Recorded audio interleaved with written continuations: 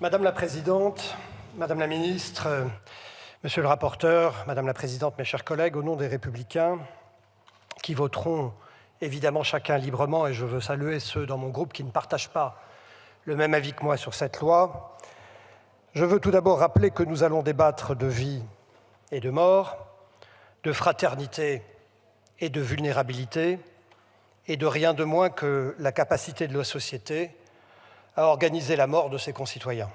Le débat est abyssal et nous devrons en être conscients et dignes.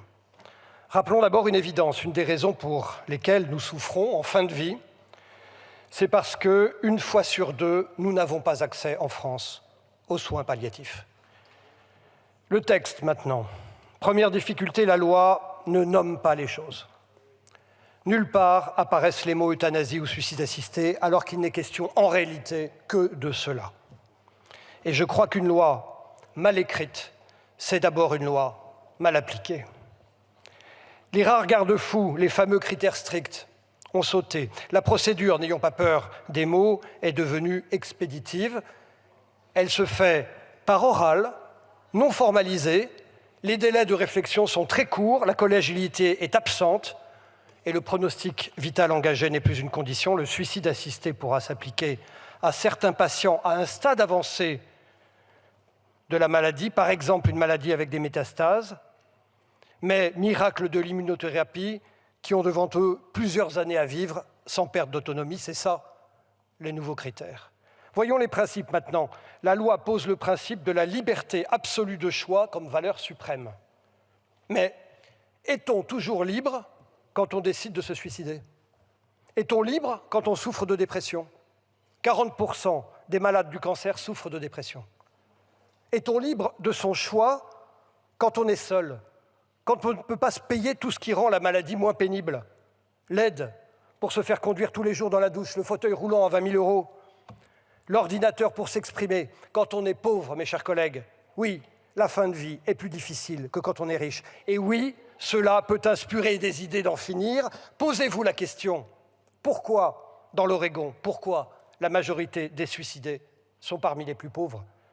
Pardon de ma franchise, mais cette loi n'est-elle pas écrite par des gens en bonne santé, riches, entourés, qui ont peur de la déchéance et qui s'appliquera essentiellement à des gens vulnérables, pauvres et isolés? La liberté de choix, ce n'est pas la même quand on est riche ou pauvre et quand on est entouré et isolé, pardon de le dire. Est-ce que ce n'est pas ça la vraie question qu'il aurait fallu résoudre? Ensuite, notre volonté de mort n'est pas toujours constante dans l'Oregon. 35% de ceux qui ont obtenu la dose létale ne la prennent pas une fois rentrés chez eux. Preuve que la volonté absolue, n'est pas évidente. Un mot sur les proches qui pourront injecter le produit létal. Ignorez-vous qu'ils ne sont pas toujours bienveillants? D'ailleurs, à votre avis, pourquoi exige-t-on le contrôle d'un juge pour mettre sous tutelle des parents ou pour le don infrafamilial?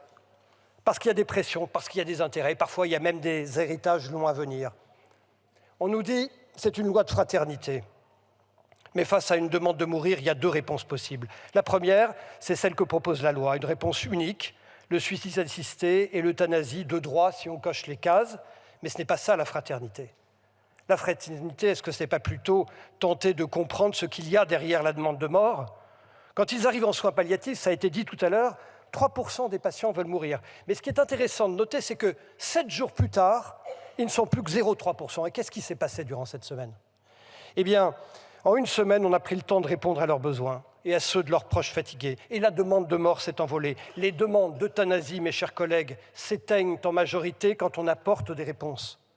La loi ne prend pas le temps de cette fraternité. Pire, alors qu'elle punit aujourd'hui l'incitation au suicide, elle punira demain celui qui voudra dissuader le suicide, c'est le fameux délit d'entrave.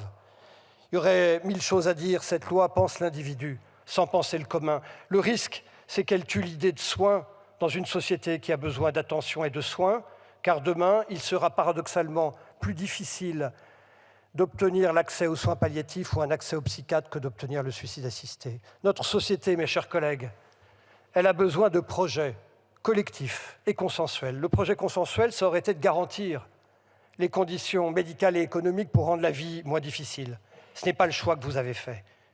L'exaltation de la liberté individuelle ne peut pas être un projet de société, car nous ne sommes pas seuls. Le projet de loi exprime en creux une fascination pour la performance et une dépréciation de la vieillesse et de la dépendance.